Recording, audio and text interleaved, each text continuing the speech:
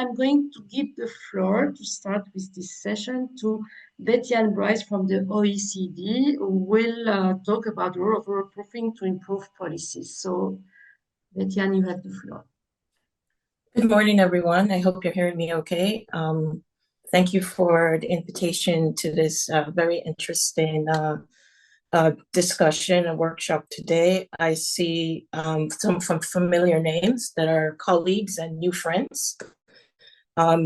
So many of you may have heard me talk a bit about rule proofing. I'm going to really focus on 3 points that I think are important in the interest of time, but I will be around all day if people have questions. So just really quickly, I am with the rural division within the OECD. Many of you are familiar, but to get my paycheck, I have to show this slide, which is just demonstrating the different work that we do and the sources of information and how we work.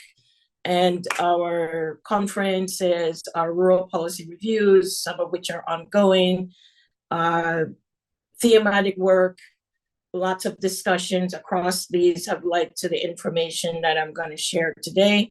And our next conference is going to be in November in Rio. I'm calling it my fake rural conference since it's going to be in Rio, but it's going to be on rural urban, so should be interesting. So to get started, I thought it would be interesting to think a bit about what rule proofing involves, and I'm going to go quickly, but I think it's important to think about it from our perspective. We see it as really being clear. It's about gathering evidence. It's about involving stakeholders. It's about delivering information that is clear, concise, tailored to the rural proofer, the context meaning the governance and the culture that is delivered within the window of action. And whatever that window of action means, rule proofing, getting it done, it has an expiration date, meaning when can you get it done and in what time. And so that's important to consider as we're talking about this. It is a process, as has been mentioned. It's something I say all the time, but it's not unlike assembling a car. Folks have heard me talk about this know that I always make this analogy. It's important because there are a number of things that you have to get right for the car to work. And sometimes that gets lost in the discussion about rural proofing. But it's important to remember that if you know it's a process, then you're going to be tinkering with the different aspects of it until you get it to work just the way you need it to. And the first thing you need to think about is what it really is trying to do. And we have to step back and think about what rural policy is, what rural development is. And rural development policy in countries come in two different varieties. You have the direct, so you have these departments that are doing rural. They're thinking about rural all the time. And so rural proofing is not for them. Rural proofing is really for the folks who are indirectly doing rural policy, departments that don't think rural, your health, your environment, your labor, your education, transportation, etc. And they are the focus of rural proofing. And more importantly, this is where your rural proofers are. So you have to understand your audience, right? You are trying to reach civil servants within departments that don't think rural on a day-to-day basis, that do not understand rural the way that you do, and you are having to convince them or prepare materials for them to use in their day-to-day activity. And sometimes this aspect gets lost in the discussion on whether rural proofing works or does not work. So that's something that I wanted to set the stage with really quickly. The three things I'm really going to focus on is the context. When you are rural proofing, it's shaped by the context within which you sit. So there are many contexts. I'm picking three here. You're either starting from ongoing, you're looking to look at something, policies, change policies that are ongoing, that are already in the works. You're already thinking about new problems that have arisen, new initiatives that maybe governments, problems that need to be solved, and you're also responding to a crisis or a shock, like a disaster just happened, something even more immediate.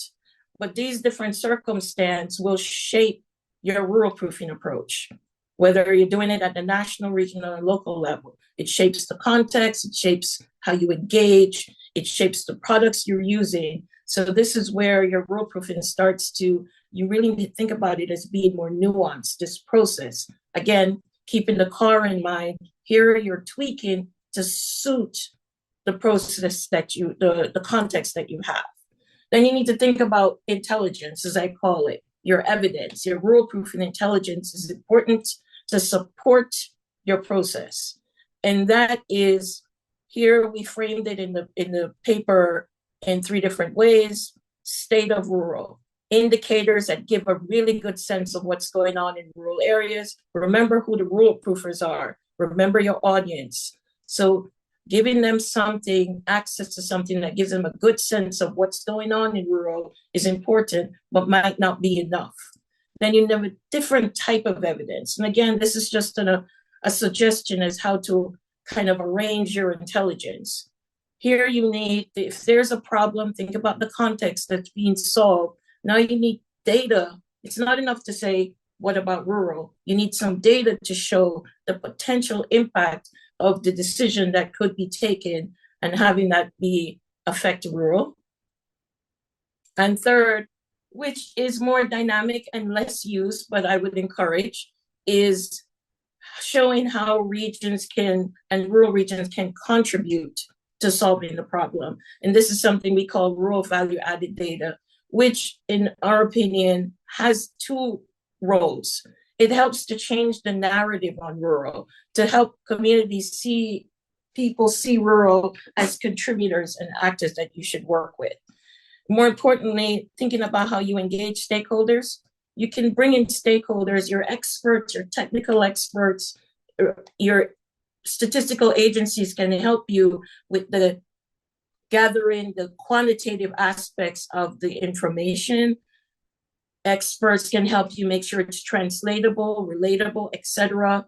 And your rural stakeholders, the why work with rural data can come from other stakeholders, your rural stories. So this is also a really important way of bringing in your stakeholders in a strategic way to help to develop your rural intelligence. And by the way, even if you just work on rural proofing intelligence, this is relevant information on rural, no matter what you're using it for. The third thing that I really want to touch on, and I think is relevant, is something that I framed around managing expectations and measuring success.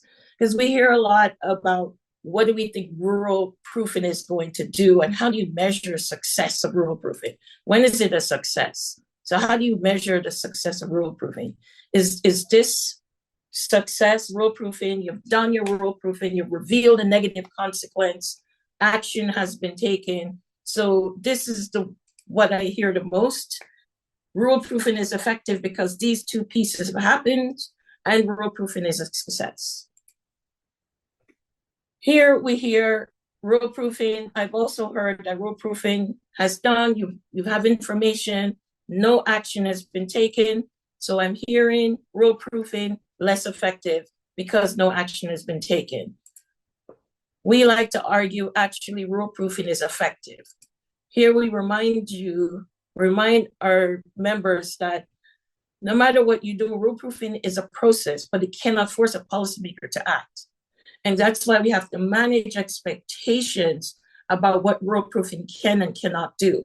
Rural proofing cannot force someone to use the information to then change their minds. And we need to make sure that we're setting that up properly so we don't get burnout from rural proofing isn't working and so on and so on. Here is where rural proofing fails. It truly fails when the process doesn't work, whether it's not enough data, whether it's not delivered on time, all of the different pillars that are discussed. And so understanding when rural proofing works and does not work is important. So what we try to put together here is just some quick reminders of when you're thinking about about rule proofing, when is it successful? Has it revealed negative impact? Has the evidence is the evidence clear? Was it delivered on time so that the decision could be taken? Were rural stakeholder voices engaged meaningfully and in strategic ways? And were decision makers better informed, even if no immediate change occurs? And again, the opposite for failure, as you can see on the slide. So it's important to remember these pieces as we're talking about this today and kind of setting the stage for this discussion. With this in mind, it's easier to see maybe some of the ways that you can think about measuring success. You can think along two lines, but you can think along others, valuing, looking at the process itself, and then looking at the potential impact. But we would argue potential impact here is, are non-rural departments engaging more? Is there more information available to non-rural departments that are being used? Are non-rural departments outreaching more to rural stakeholders? And over time, because we would argue over time, are you seeing policies become more spatially inclusive or more rural sensitive? Because we believe there's a time delay here. It takes time to get rural proofing right, so it takes time to see the results of rural proofing. So from a communications point of view, and I stress this point because I've now been to a number of countries where we hear from policymakers, rural proofing failed. And again, and it's why we don't like rural proofing, it's failed. So we need to communicate and in our communication, really manage how we share information about rural proofing. So we need to recognize that it can influence change, but it may not immediately produce change. That's important because there is a time delay. We have to avoid overpromising and clearly communicate what it is and what it's not, both to policymakers and stakeholders. That way we don't have policymakers and politicals who are themselves allergic to the idea of rural proofing and who then immediately reject it. And then we don't have stakeholders in rural places saying, my life didn't immediately change overnight, so rural proofing doesn't work. And then we have to promote transparency. We have to share what was analyzed, the insights that emerged, and the recommendations, even if, again, no change occurs. This builds confidence in the process over time. As you can see, I stress time a lot because I think we have to remember that these things take time. So in the interest of time, I picked out just a few points that were in the paper. The paper itself really delivers 9 aspects that we think could help with your process. Clear objectives, thinking about it as a pilot where you're testing. You're going to have to test your materials. You're going to have to test how you bring in stakeholders. These are the pieces where you're going to be learning from it and adapting over time.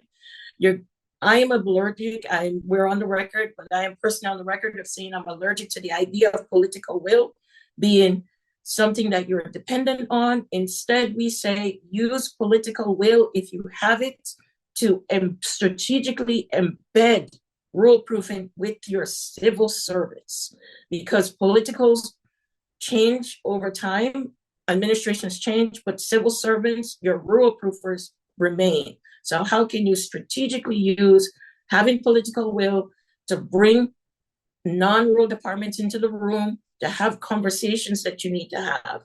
Changing the rural narrative on rural from negative to positive helps. Consider the context, I've discussed it.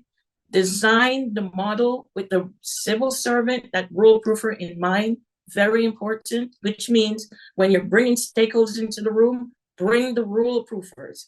They're the ones who will have to use any or refer to any supporting materials that you design, build, or introduce. So it's important to ensure that they understand it, be flexible, and measure success in a realistic way. Hopefully this helps. I will be listening in all day, and I look forward to any questions you may have in the chat, or if you want to reach out to me. Thank you for the opportunity.